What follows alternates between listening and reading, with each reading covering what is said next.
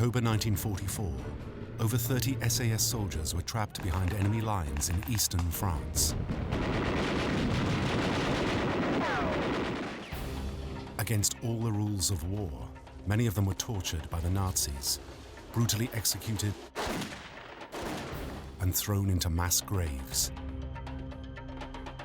In the same area, 4 special operations agents, captured while undercover, suffered an horrific death, injected with carbolic acid by a Nazi doctor. SAS Major Bill Barkworth was the brilliant intelligence officer dispatched after the war to find out what had happened to the missing soldiers. He and his team would track down the Nazi murderers wherever they were hiding, among the millions of POWs and bombed-out remains of post-war Germany. Revenge didn't come into it as far as we was concerned. We had a job to do, and that was to bring these people to justice. When a second Nazi hunter, Vera Atkins, came looking for her girls from Special Operations, Barkworth helped her track down the evil doctor who had murdered them. Together, they would bring the Nazi war criminals to justice.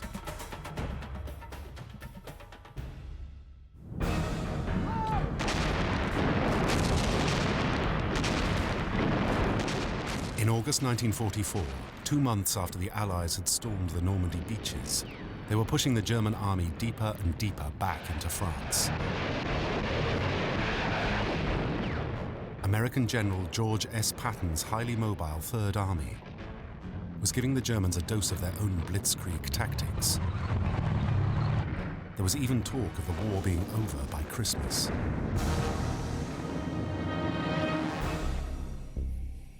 The Germans were expected to make a stand along the wooded ridge of the Vosges Mountains, the last natural barrier before the River Rhine.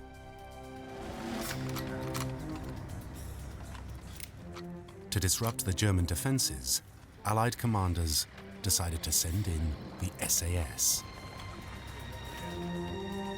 Living up to their motto, "Who dares wins," the Special Air Service had gained a deadly reputation in the deserts of North Africa.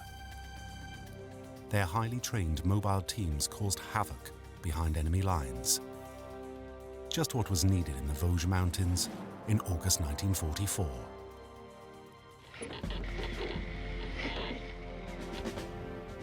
The plan was to involve nearly 100 SAS for 2 to 3 weeks. Stage 1 was to send in a small team with supplies and ammunition for the local French resistance.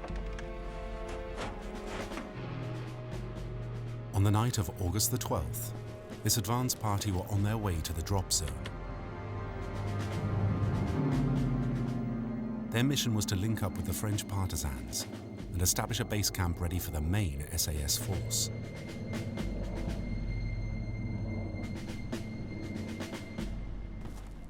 One of the French volunteers on the ground was a young lorry driver, Henri Poisson. C'était quelque chose d'inimaginable. Parce qu'on ne s'attend jamais, on pense à bien un parachutage. Mais quand on était dans l'action, eh bien, on a ressenti comme une espèce d'angoisse parce qu'on n'avait jamais connu ça à notre époque. Et puis, ma foi, l'ambiance et puis l'enthousiasme dans un fond de l'ensemble de nous autres, eh bien, on s'est tout de suite engagé à collaborer et puis à faire son devoir. At first, the densely wooded slopes of the Vosges seemed to offer ideal cover for SAS-style hit-and-run attacks. But as the advance party searched for a base, they had no idea they were now the target of a ruthless manhunt led by Dr. Erich Isselhorst.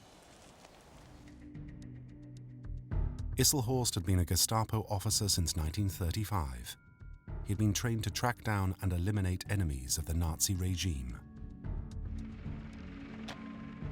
He had commanded one of the notorious Einsatzgruppen on the Eastern Front. They were Hitler's killer squads, sent into the newly occupied territories to slaughter tens of thousands of civilians.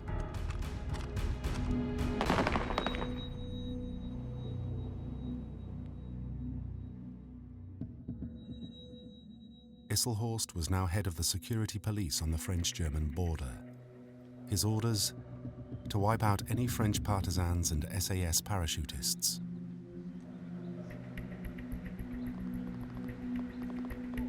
The operation was named Waldfest, or Party in the Forest.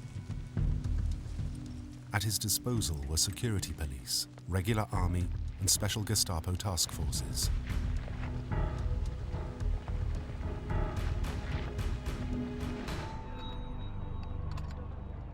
His men were expert at extracting information from their captives through interrogation and torture.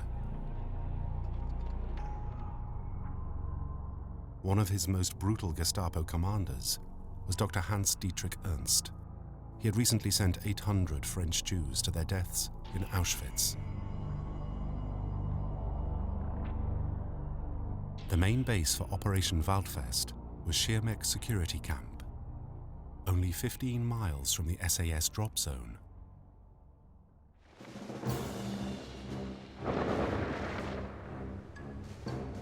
The SAS soon found themselves in firefights, as they kept constantly on the move, using the dense forest as cover. Their allies in the French resistance were very enthusiastic, but suffered from lack of training. Within a week, many of them had been killed or captured.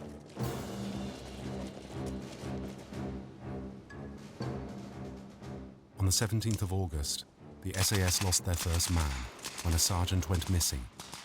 No one knew if he was dead or alive. Vastly outnumbered, the advance party found themselves up against an enemy far more ruthless than they had anticipated.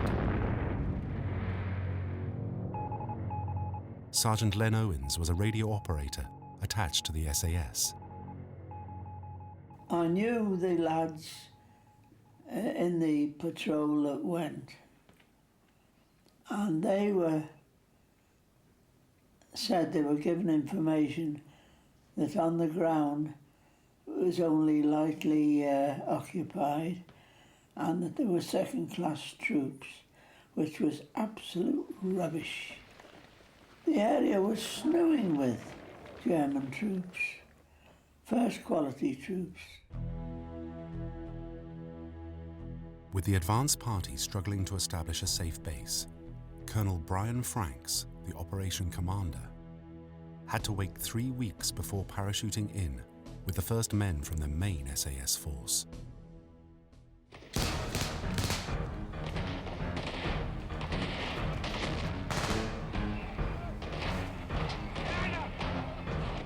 In a deadly game of cat and mouse, Franks kept his men moving from camp to camp to avoid Dr. Isselhorst's killer squads. Small teams of SAS were dispatched to ambush German transports, but they were soon running into difficulty. One four-man patrol failed to return, and 3 more new arrivals went missing at their drop zone. No one knew what happened to them. And further trouble was brewing on the main front to the west. Caravans of supply trucks, the famed Red Ball Express, barrel across France. Many of the trucks carry ammunition and precious fuel for Patton's advancing tanks. But Allied supplies are dwindling all along the front, and finally even the Red Ball Express runs dry.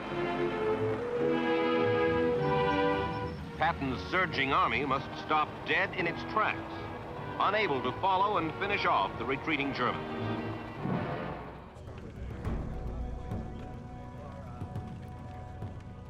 The halting of General Patton's advance was a disaster for the SAS. It meant they could be cut off behind enemy lines for weeks.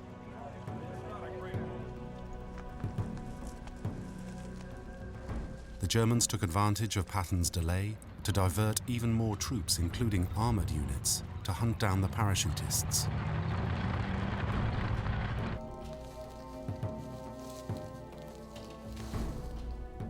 we had expected to be relieved by General Patton's Third Army in about 10 days to a fortnight. And we were in fact really left marooned. And it was from then on that the whole operation went wrong. Already 10 men down, Colonel Franks was still trying to find a safe drop zone to bring in a further 60 troops. He had to keep one step ahead of the German manhunt. They had Alsatians, and we could hear these dogs barking in the distance. A quick exit was indicated. When another 3-man patrol failed to return from a mission, Colonel Franks decided to move east to a densely wooded valley near the village of Mousset. One of his senior commanders, Major Andy Waitley Smith, had to be left behind to look after a wounded officer unable to make the journey. A local couple hid them in a cave in the woods. But not every local could be trusted. After taking refuge in this house, another 8 SAS fell victim to a collaborator who tipped off Isselhorst's men.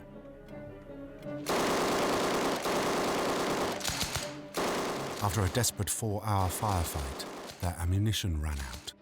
As they tried to escape, they were captured one by one. By now, Colonel Franks had lost touch with 21 men.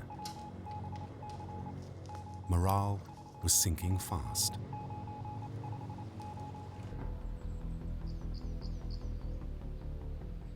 But then, a series of daring parachute drops onto this meadow, within a few hundred meters of Mousset, brought in the remaining 60 men and their highly prized jeeps.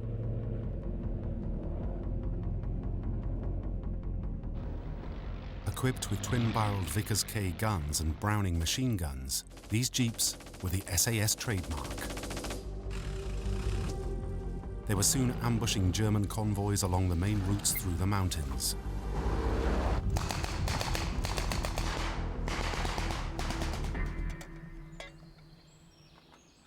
But after more than a month hiding out from Isselhorst's men, provisions were running low. The SAS turned increasingly to local villages for supplies. Ordinary people like Madeleine Patry took extraordinary risks. Ils venaient tous les soirs, à une telle heure, et ils suivaient un petit ruisseau pour ne pas se perdre, parce qu'il fallait attendre la nuit, parce qu'on avait les boches qui étaient là, au château. Alors, on les mouillait, hein. Un jour, ils étaient là à la porte, et je les avais à la maison. Croyez-moi que je ne savais pas quoi en faire. Alors, j'ai dit à mon père, je les ai mis dans la porcherie, avec un porc qui était là, et les 2 Anglais. Si bien qu'ils en ont laissé tomber la mitraillette dans la soupe. Ça a toujours été un sourire. Mais enfin, c'est une réalité. But there was soon very little to laugh about. Dr. Hans Dietrich Ernst, Isselhorst's brutal commando leader, was about to unleash an horrific campaign of reprisals. On the morning of the 24th of September, all the men at Mousset, aged between 16 and 60, were rounded up in the center of the village.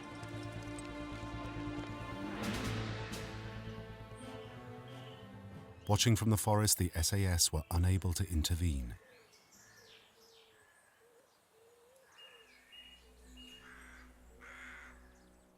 The local men were marched to the nearby chateau.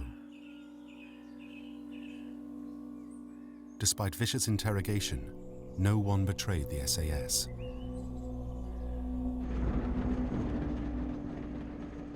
The punishment was deportation to concentration camps including Auschwitz and Dachau.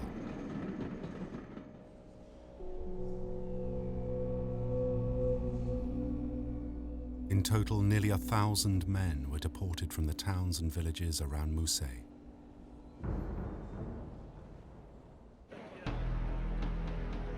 By early October, the American advance from the west was still held up.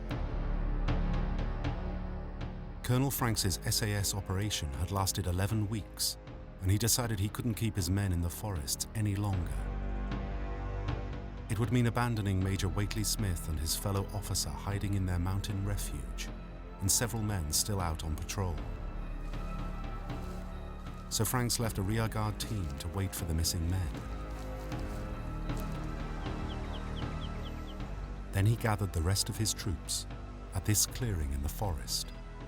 Dividing them up into small teams, he ordered them to head west, through enemy lines to join up with the Americans. We were unable to continue with the operation effectively. Mind, it was a relief to realise that we were going to get out, because all we did was chase from one place to another. But their comrades in the rearguard never made it back to the American lines. Out of the 100 men under Colonel Franks' command, 32 SAS and 1 signaller were listed as either captured or missing in action. He would have to wait until after the war to find out if they had fallen into the hands of Dr. Isselhorst's Gestapo killers.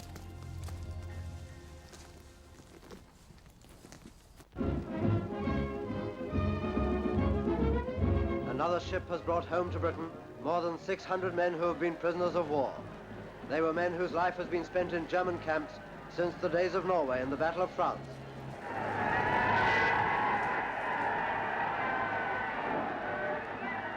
For millions of people, the end of the war with Germany was a time to celebrate.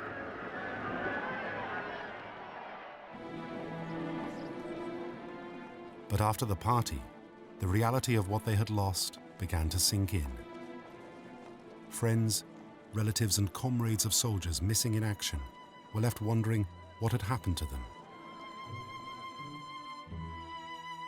It was a bitter time for Colonel Franks at SAS headquarters. He was well aware that Hitler had ordered every Allied soldier captured behind the lines to be executed. But no one knew how often the orders had been carried out.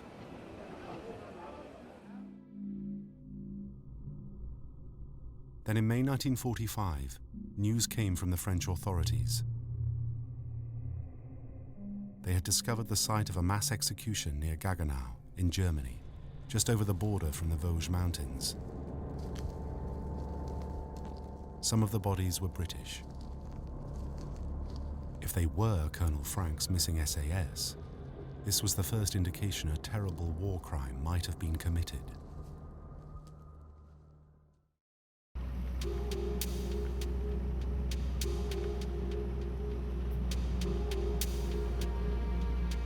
Within a week, Franks dispatched Major Bill Barkworth, a brilliant, if unorthodox intelligence officer, to lead an SAS investigation team. Barkworth was the ideal choice. Fluent in German and good at French, he relished the role of military detective.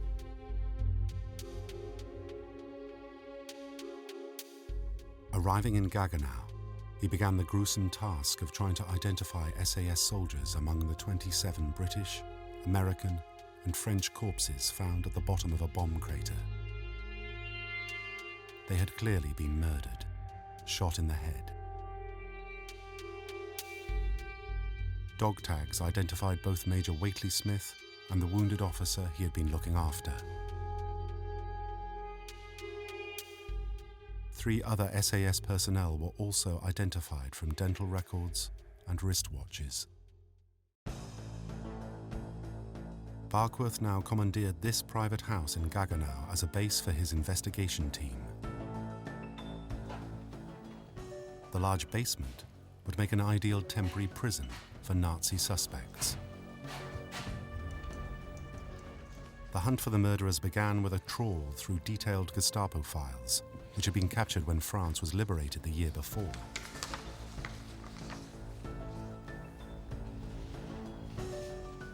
From them, Barkworth was able to trace the exact movements of Isselhorst's Gestapo commandos operating in the area. Men like Dr. Ernst, who the SAS already suspected of an earlier atrocity against some of their men.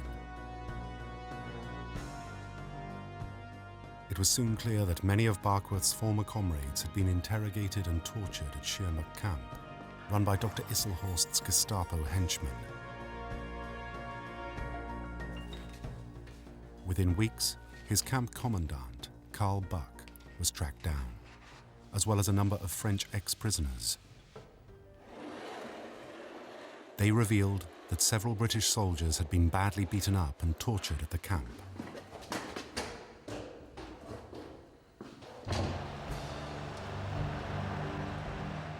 A grim story was now emerging. In late November 1944, Dr. Isselhorst ordered Buck to execute his SAS prisoners.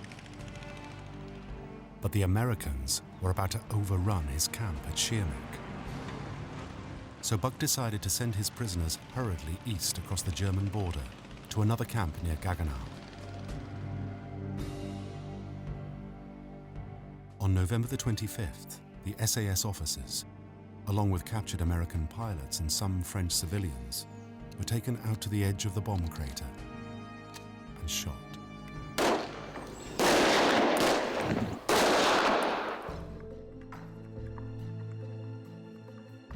The man who actually pulled the trigger was SS officer Heinrich Neuschwanger. He proved easy to track down. By August 1945, he was in SAS hands. Dusty Rhodes, one of Barkworth's team, remembers taking Neuschwanger back to the scene of his crime. Our officer commanding, Major Bill Barkworth, was speaking to him and asked him what was his feelings about the murders that had taken place now that the war was practically finished. And he just stood there and in a very arrogant sort of way that he didn't seem to have any feelings whatsoever. And when he then turned and looked at me and I looked at him, and then thinking about the people that you knew personally, that's when my temper went. So I just, yes, I did lose my temper and I knocked him to the bottom of the bomb crater into about 18 inch of water that was in the bottom. But he was fortunate because he was coming out. I mean, the people that had gone in there before wasn't coming out. Barkworth's men were making progress. One of the Nazi criminals was in custody, and he knew 5 out of the missing 32 soldiers had been murdered. But then came devastating news from Colonel Franks in Britain. Faced with the massive cost of rebuilding their bomb-shattered cities, the government was planning cuts in the armed forces. The SAS regiment itself was to be disbanded. The whole investigation would have to be called off. Desperate to find funding to keep his war crimes team in Germany, Colonel Franks turned to Jürgen Gerlitzin, an intelligence officer working for the War Office. He said, I'm going to ask you a very big favor. And he said, I've been told to demobilize the regiment. Is there any means you can keep this team going? So I said, well, leave it to us and we'll do what we can. And in fact, quite without any permission at all, merely because after the war there was quite a lot of obvious administrative confusion, one managed to keep the momentum going. Gerlitzin arranged for Barkworth to receive secret funding from London, and he set up a radio link with the Nazi hunters so that he could help them assemble their evidence of war crimes. Meanwhile, Barkworth still had 27 SAS and 1 signalman to account for. Now he could investigate a tip-off that several SAS bodies were buried in the village of Mousset, across the border in France.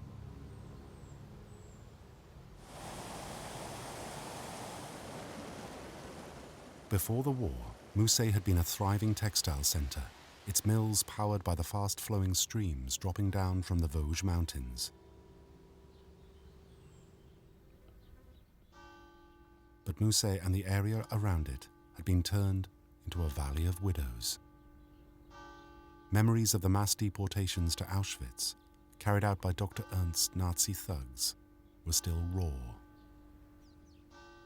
More than 100 local men had still not returned when Barkworth's team came to find out what had happened to their SAS comrades.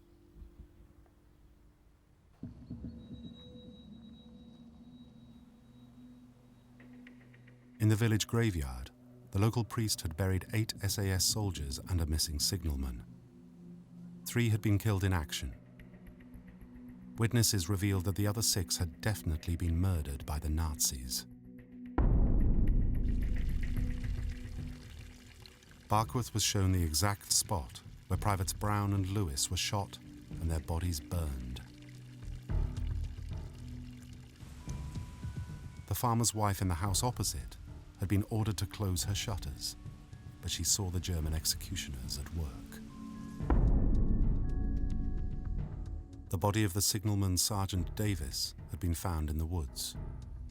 He also had been shot at close range, probably after refusing to reveal the location of the SAS camp.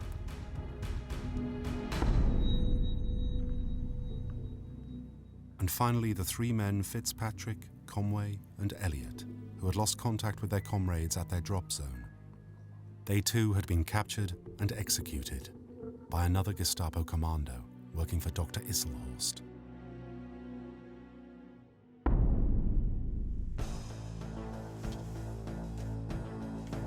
Barkworth was now even more determined to hunt down the Nazis responsible. Out of the original 32 SAS on his list, he now knew 10 had been murdered, just 3 killed in action. The fate of the remaining 19 was still a mystery. He knew that at this house near Mousset, 8 had been betrayed by a collaborator and taken away by the Gestapo. He had also discovered that 8 of the rearguard team left behind by Colonel Franks had taken refuge in this farmhouse on the outskirts of Mousset, staying here until mid-October. Despite the risks, they were looked after by the family of Yvonne Malaisé. Ils étaient affamés, ils avaient des conserves dans leur sac à dos. Ils les ont données à mon père qui les a enterrés devant son atelier. Et après, on leur a donné à manger ils ont mangé au moins 8 ou 15 jours avec nous. Un beau jour, ils sont partis. Ils sont revenus 8 ou 15 jours après, je ne pourrais plus dire aujourd'hui exactement. Ils ont demandé qu'on leur redonne leurs conserves. Mon père a donc recherché ça, puis on leur a donné encore un peu de nourriture. Et puis ils sont partis, on ne les a plus revus.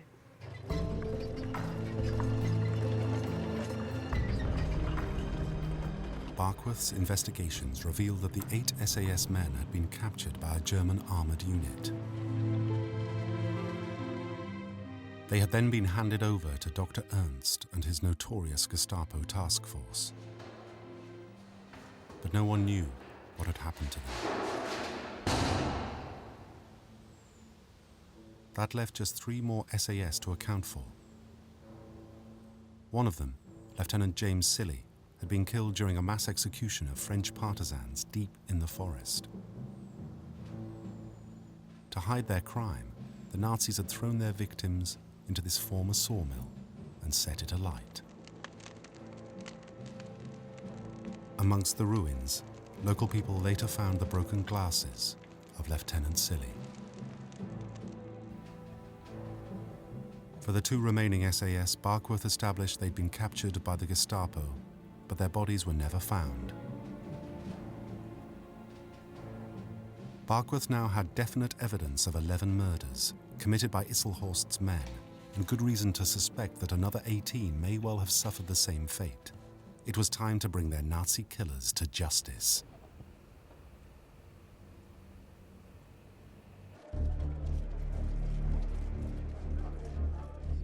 The search took him and his team into the massive prisoner of war camps and detention centers of post-war Germany. With millions of refugees trying to make their way home, it was like finding a needle in a haystack. The situation was made worse for Barkworth's investigators because Germany was now divided into different zones, run by the British, the Americans, the French, and the Russians. Each zone had its own rules and regulations, but Barkworth's refusal to observe them made him a lot of enemies. I think they regarded him as being very unorthodox and not prepared to give the proper respect due either to rank or system, so that whenever possible, obstacles were put in his way.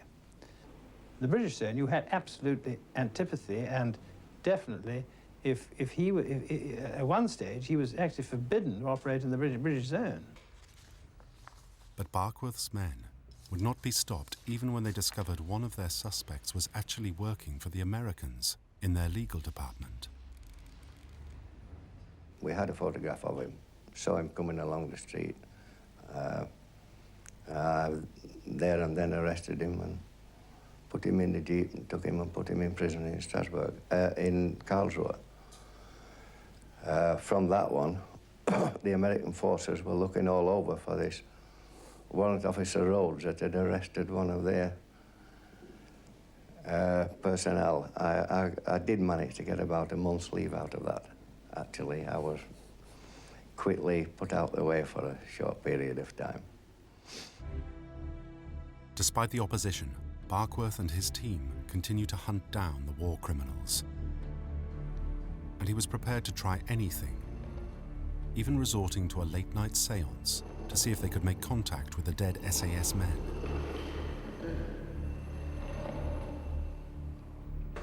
On another occasion, Barkworth made a phone call, impersonating a former Nazi to get his man.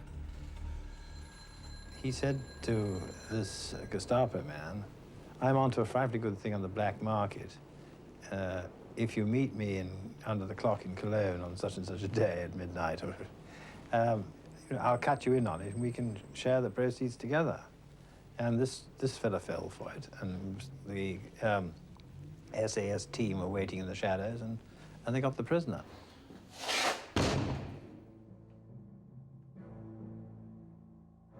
Though Ernst and Isselhorst still remained elusive, several of their subordinates were soon in Barkworth's hands. Their confessions confirmed that his worst fears had been correct.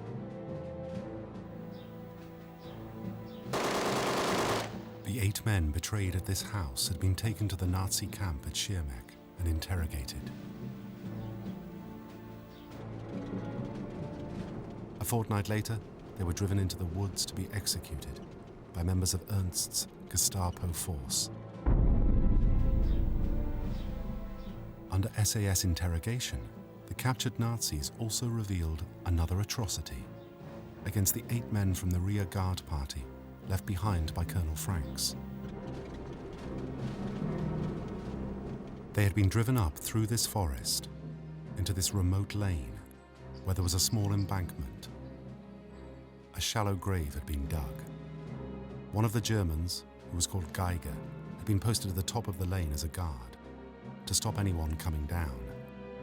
The SAS troops were then forced to remove all their clothing, and one by one they were brought to the top of the embankment and shot.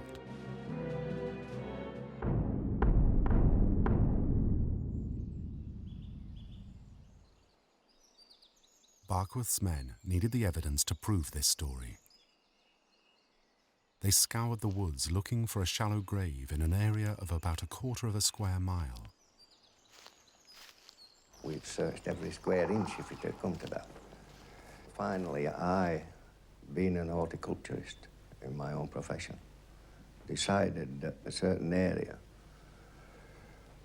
of growth was slightly different to the rest of the habitat in the surrounding area. And my first attempt at digging, I came up with a chap's toe. And knew then that we found the 8 missing SAS personnel.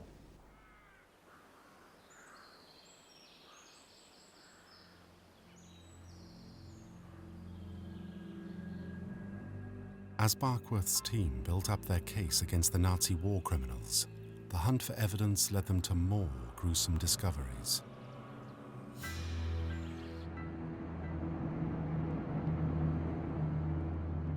Up in the hills above the Gestapo's camp at Schirmeck, the Nazis had been running a secret concentration camp called Natzweiler. Among its victims were Jews, members of the French resistance, and British undercover agents. Barkworth's investigations at Natzweiler had caught the attention of a fellow Nazi hunter, Vera Atkins, of the Special Operations Executive. She was looking for her own agents, missing in action in the same part of France.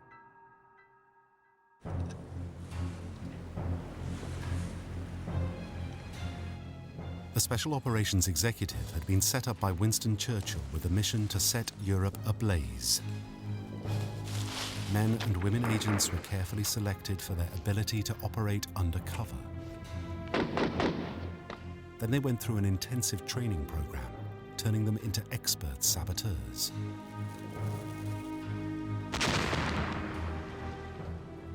Their aim was to create networks of resistance to harass and disrupt the German forces. But the risks were high. 120 of the SOE agents dropped secretly into occupied France did not return at the end of the war.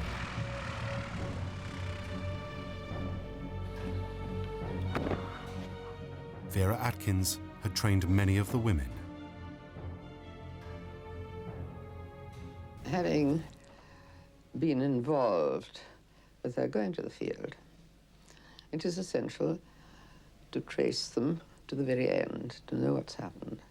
And for the sake of the families, no one will ever believe that someone who is very dear to them, in fact, is dead, unless some proof can be provided. Top of her list were 4 agents who she discovered had been captured by the Germans and sent to a concentration camp in eastern France in early July 1944. André Borel, the first woman to be dropped in occupied France. Diana Rowden, slim, tall, a little Scottish ribbon in her hair. Vera Lee, smaller, roundish face. Sonia Olshaneski was a very able and very much admired and a very brave and effective girl.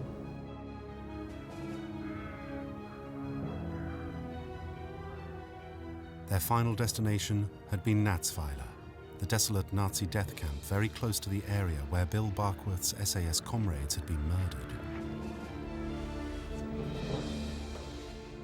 When Vera Atkins heard that he had begun to interrogate former workers at the camp, she set out to join his team at their base in Germany. She brought with her vital eyewitness evidence about the fate of her girls from Brian Stonehouse, an SOE agent who had just returned from years as a prisoner of war. He had been at Natzweiler in early July 1944, and he recalled the unusual arrival of 4 women. As a gifted artist, he had a good eye for detail. I was digging this trench in Natzweiler in the early afternoon, and some SS guards and 4 women, young women, walked down the center of the camp to the bottom of the camp. So I stopped and I saw these 4 women. And I remember this one who was carrying a fur coat. And we thought, well, what on earth are these women doing here? The story was confirmed by another inmate at Natzweiler, Albert Geries. He'd run an escape network for Allied airmen shot down over France. To his astonishment, he recognized one of the women, André Borel, who had been part of his network. I started shouting in English, "Hello, are you English girls?" And all of a sudden a face appeared behind the barrels of the window of the jail. And I could see the face of a girl, and she said to me, "Yes, I'm English." And I said, "Well, why are you there?" And then the face disappeared.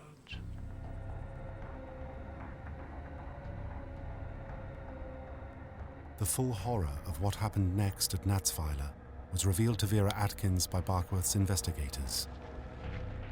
First, the camp's medical officer, Dr. Werner Rode, had been seen walking towards the crematorium.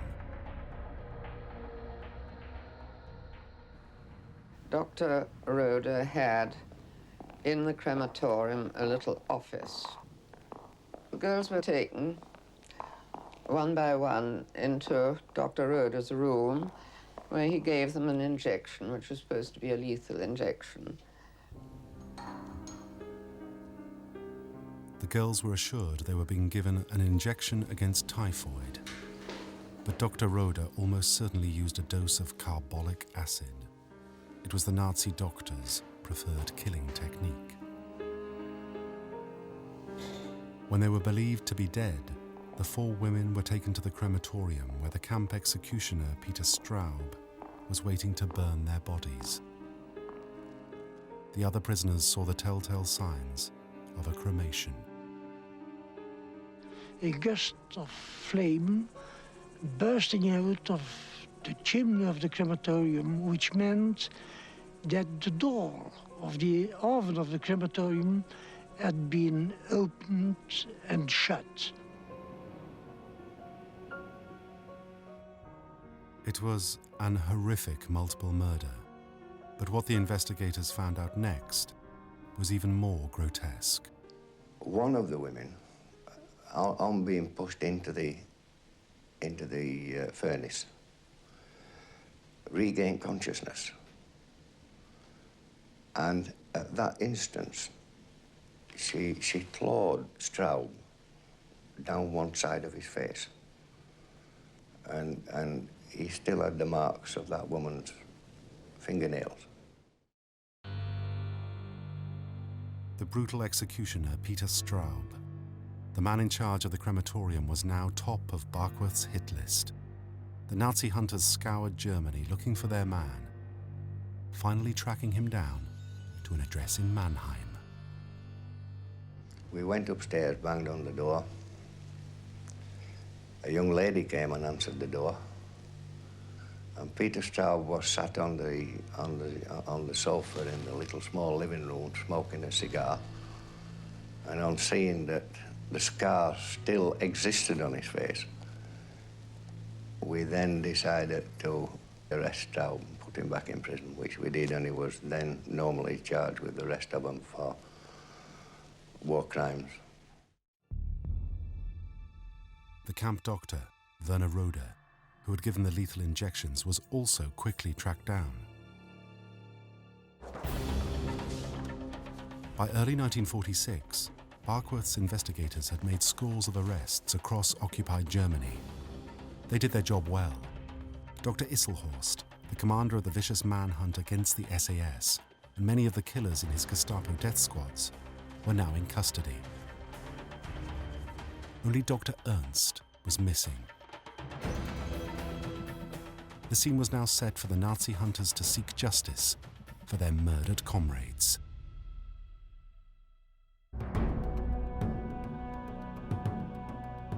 At the SAS war crimes trial in Germany in May 1946, the Nazi suspects had one basic defense. They were obeying Hitler's infamous wartime order, declaring that all enemy soldiers operating behind the lines should be shot without mercy. The defendants claimed the SAS, who had been caught with sabotage equipment and explosives, were therefore legally killed as spies. In reply, the prosecution successfully argued the men had been murdered in blatant disregard for the rules of war laid down in the Geneva Convention. They pointed out legal executions do not take place secretly in woods, with clothing, valuables, and identity removed. At the end of the trial, Dr. Isselhorst, who had authorized the execution of many of the SAS men, was condemned and handed over to the French, who had him shot. Most of his subordinates were either imprisoned or sentenced to death, including Heinrich Neuschwanger, who had personally murdered 5 SAS men. His hanging was witnessed by dusty roads. Revenge didn't come into it as far as we was concerned. We had a job to do, and that was to bring these people to justice. And once we'd achieved that, then we thought we'd done our work. The Nazis who had murdered Vera Atkins' girls at Natzweiler were also in the dock. Dr. Roeder, who'd administered the injections, was hanged. Peter Straub, the man who burnt one agent alive, was given a more lenient sentence, but eventually hanged for another offense. In the end, one man on Barkworth's list of suspects was still missing. Dr. Ernst, the Gestapo leader who had executed his SAS captives and terrorized the people of Musset. His barbaric war crimes were never forgotten, and 30 years after Barkworth's team had departed, news came that a final act of justice was underway.